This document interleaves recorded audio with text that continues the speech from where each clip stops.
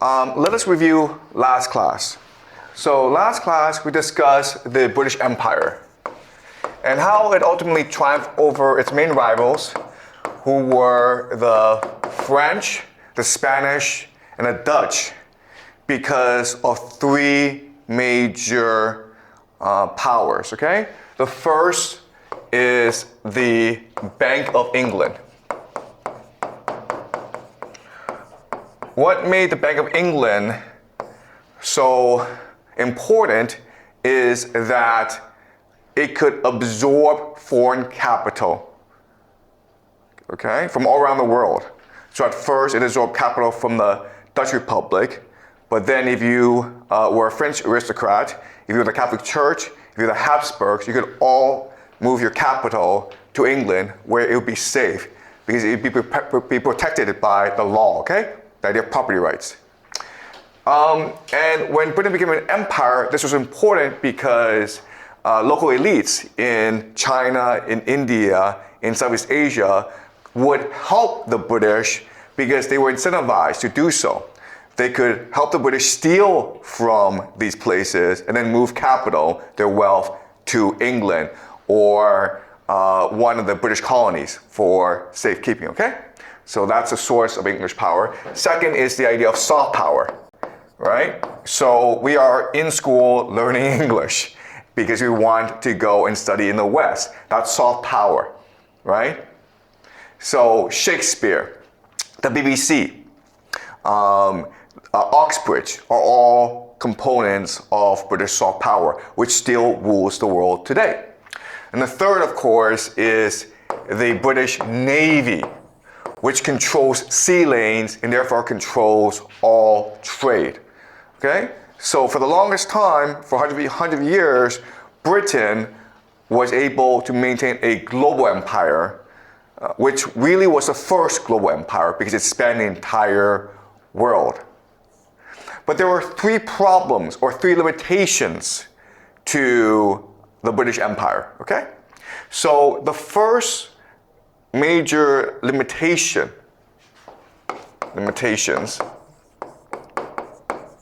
The first major limitation is that Britain had an ethnicity, it had a race. It was the white people, the Anglo-Saxons. And so even though Britain was ruling over a vast global empire, it was very much racist. It saw itself as superior to everyone else, and that limited its capacity to work with local elites. Okay? So in other words, eventually India rebelled to establish its independence, and eventually Britain lost its overseas empire.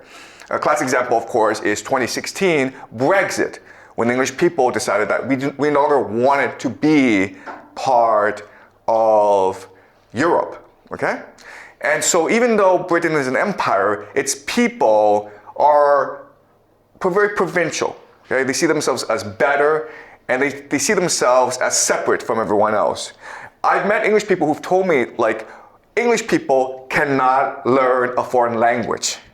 People speak English very well, and that's it. They can't learn French, they can't learn Spanish, they refuse to learn Chinese. And they told me it's because their brains are different. Okay? Their brains are hardwired to speak English really well, and that's it. All right, so that's just the British attitude.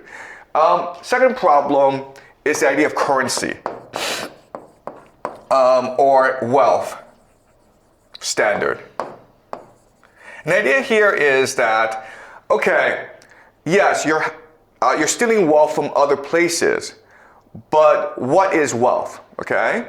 And for the longest time, people understood wealth as gold. The problem with this is that there's a limitation, or there's a limit to the amount of gold in the world, and therefore there's a limit to how many people can participate in this game and how much money they can win in the end. Okay, so it's really a game only for the elite. That's the second major limitation. Okay, and the third problem for Britain is that it's really a small island with very few people and very limited resources.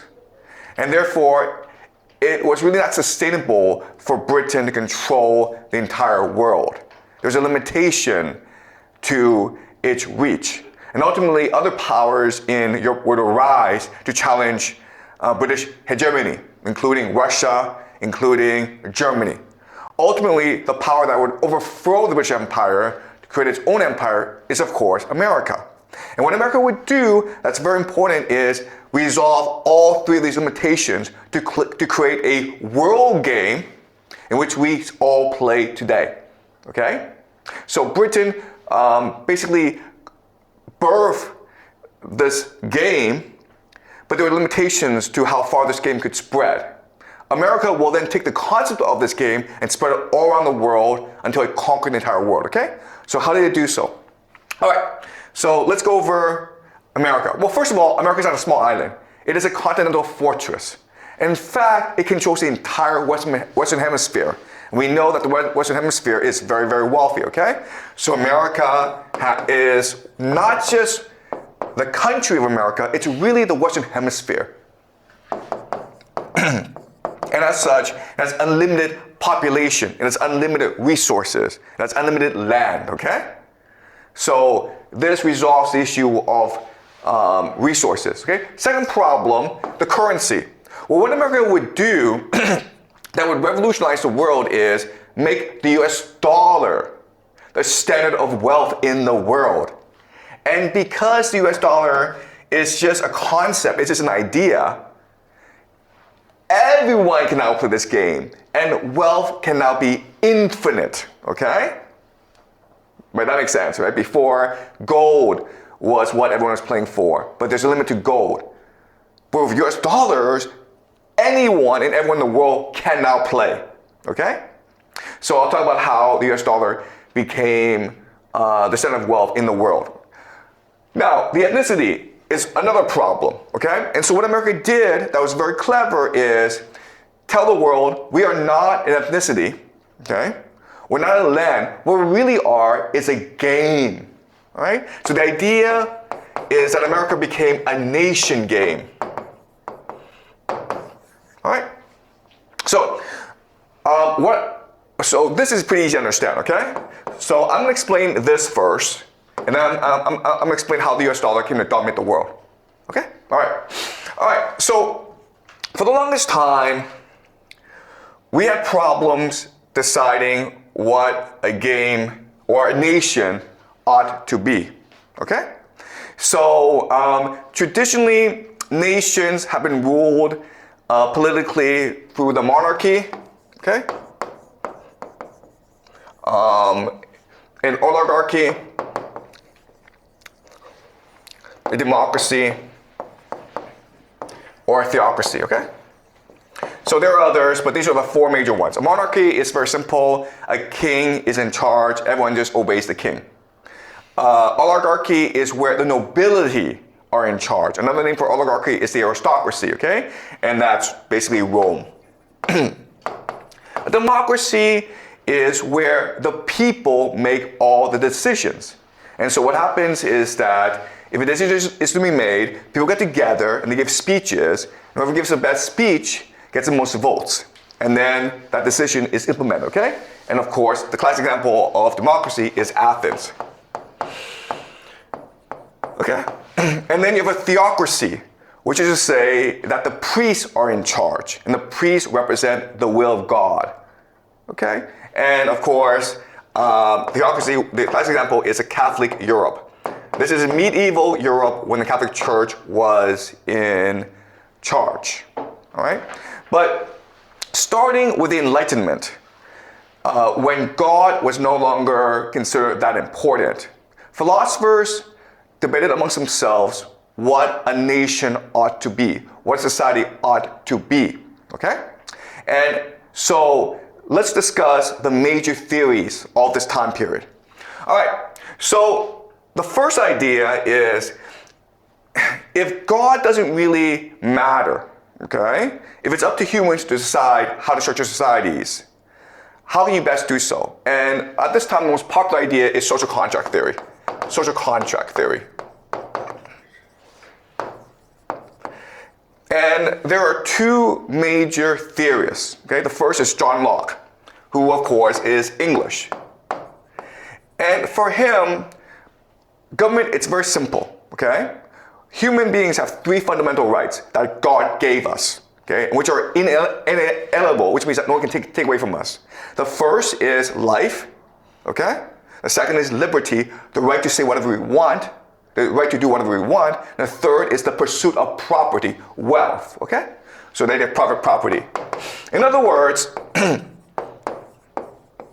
government exists in order to protect the wealth that we generate for our hard work. And if we steal it, that's okay as well, okay? If we kill a lot of people in India, China, and France to get it, that's okay too, because it happened elsewhere, okay? All right? So, private property.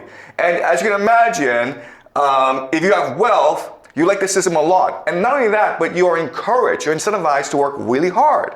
And that's what actually allowed England to overtake the French, the Dutch, and the Spanish, okay? Then you have another theorist named Jean-Jacques Rousseau. And his theory is different, okay? It's also social contract theory, but it's a different idea, which is, okay, we're born in a state of nature. We have complete freedom. We can do whatever we want. So why do we choose to give up this freedom and come into society, okay? The reason why is, when we do so, we create a social contract that creates the general will.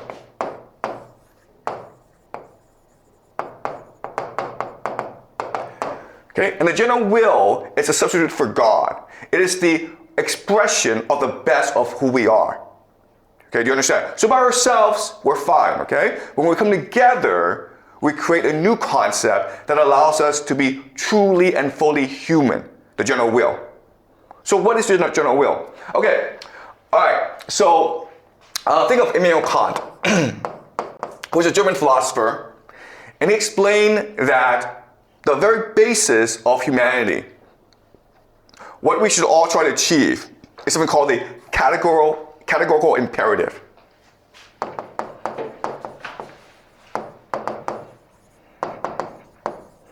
Okay? The categorical imperative is the highest moral law. Right? It's really God's law. And there are 3 components to the categorical imperative, okay? The first is the idea of universality. Universality just means that, imagine this, whatever you do, everyone else around you will automatically do, okay? So if you want to go drink alcohol, everyone's going to drink alcohol. Do you want to live in a society of alcoholics? Okay? If you cheat on a test, everyone immediately is going to cheat as well. Do you want to live in a society of cheaters? Okay? If you read books, everyone else is going to read books.